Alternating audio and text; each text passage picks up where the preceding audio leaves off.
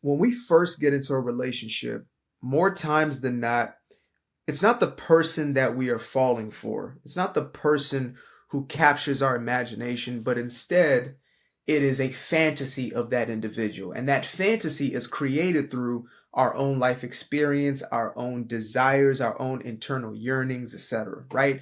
We see things in somebody else and we magnify the good in them. We magnify these aspects of them that we believe to be the most admirable characteristics or traits.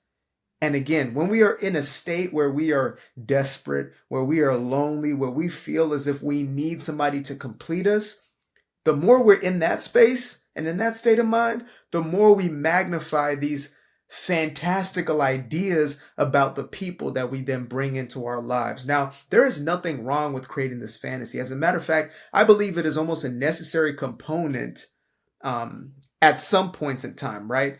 But we take it to an extent that it actually becomes detrimental for ourselves and also for the other person, right? We start to put a person on a pedestal, and therefore we have these crazy expectations of who they should be, and we end up sometimes getting a relationship with people we probably wouldn't be with otherwise, right? We might not be the most compatible with them, but there are things that we yearn for, that we see in them, or ways that we want to see this person. Now, again, the reason why I say it could be helpful in a lot of cases is finding things to appreciate in one another. I know when you're in a relationship, sometimes you can get in the space where you are starting to see that person less as your teammate and more as an enemy, right? And this happens on a subconscious level, very subliminally. And when you're not truly tapped in with yourself, you fall into that place quick. Like you wake up one day and you think to yourself, what happened to us?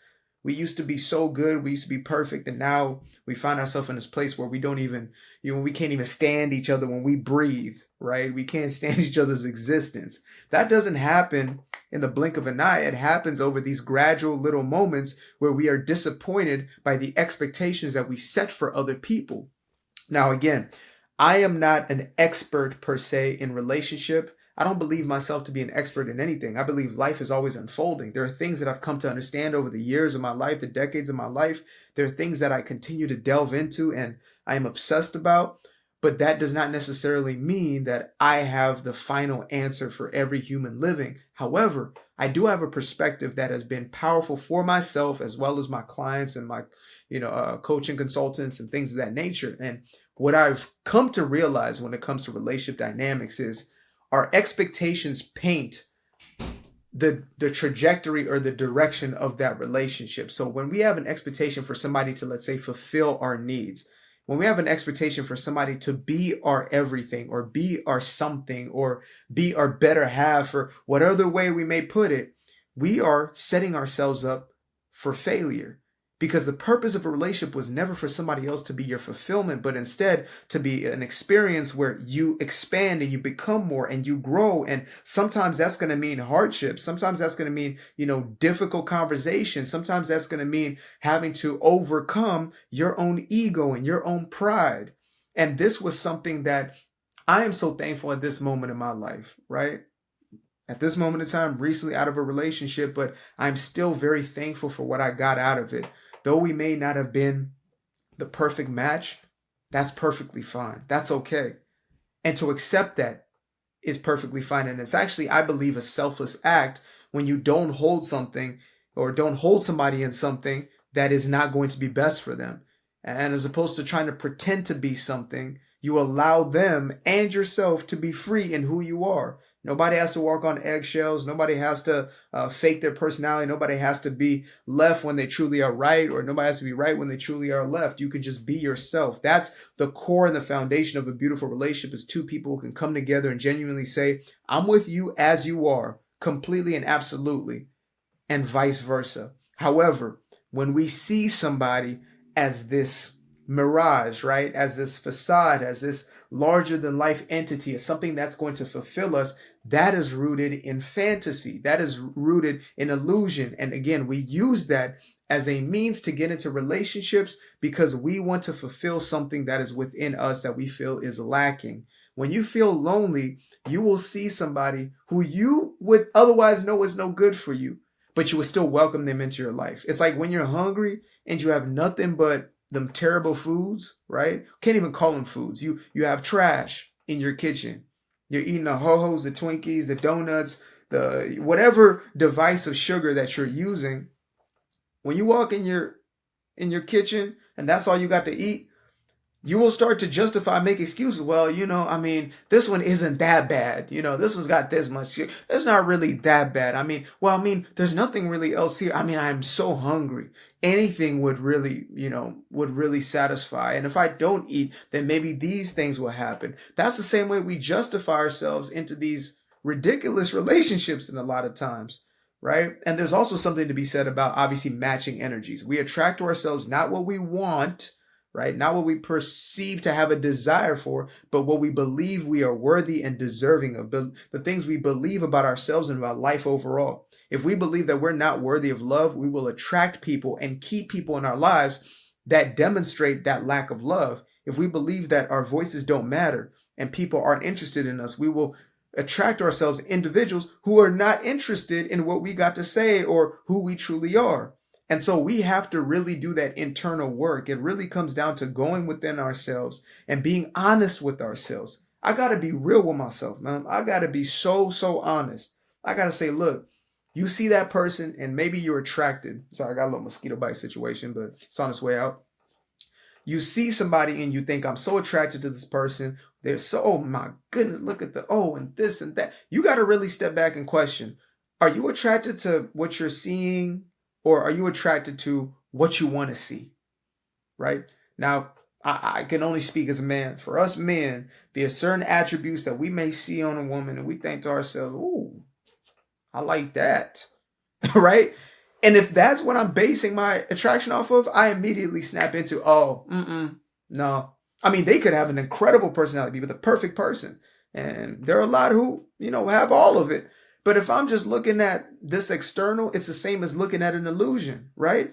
If ladies, you just looking at the mountain of muscle and that's all you're seeing, something you got to take a step back and think to yourself, wait a minute. What am I trying to make this person that they may not actually be? Right? Signalers. You might think, oh, this person is so confident, they're so this, but they're really insecure. And they're really controlling because they're fearful of loss. And they have all these other attributes that you cannot see or you don't allow yourself to see because you don't want to see them. And I know that sometimes I may be speaking prematurely in your experience. Well, it's not really premature. It's a perfect time for the perfect message. But you may be hearing this today and it doesn't resonate today. Today, you're still in the place where you're going to see that the assets, you're going to see them things and you're going to think to yourself, ooh, I need that. And then, and they're into you. Now you end up together. And now all of a sudden you're in a place where you waiting in a car for some extra time. You at the job a little longer than usual. You got now you working 2 hours from the house because you don't really want to be there. Like now you're doing all these ways to compensate to run from this person. And so I say it's not just a matter of, let's say, vetting them. It's really introspection. It's looking at what are our motives? Why am I drawn to this person? Sometimes we're drawn to them because they represent our comfort. Most times we are, right? Unless we are in this space of truly doing the work. And when I say doing the work, I don't just mean like I'm doing the work, now is my man. I'm doing the work, now is my girl. Like, no.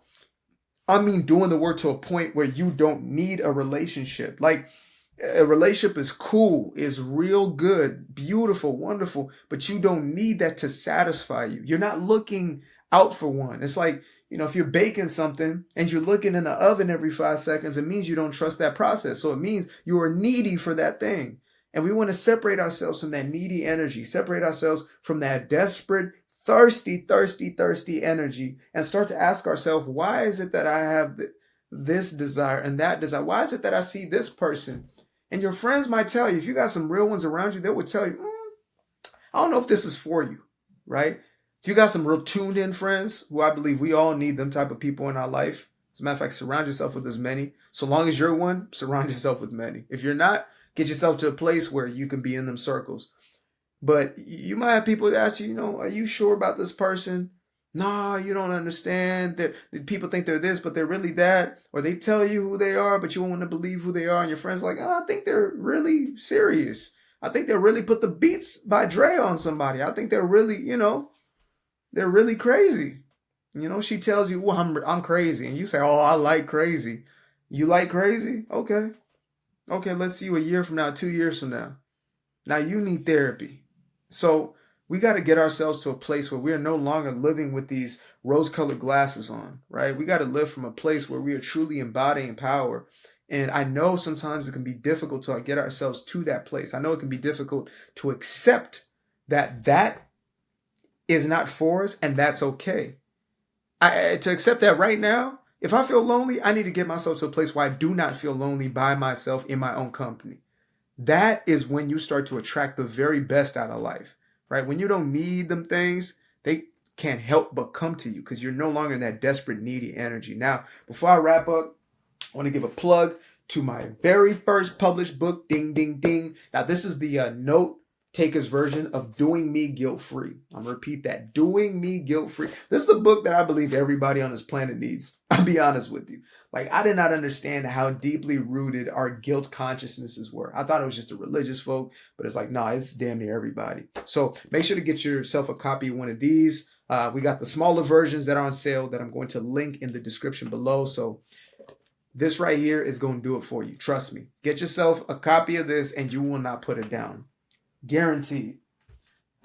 Now, for y'all who get the book, make sure to message me, send me a DM, send me a message, send me something, show me like, man, I got the book and this is what the book did for me. Let me know what you think about it. But for everybody else, leave me a comment. I want to see where you're at in your experience. What have been your fantasies that you've tried to masquerade and justify, and where have you found yourself now within your own wholeness journey?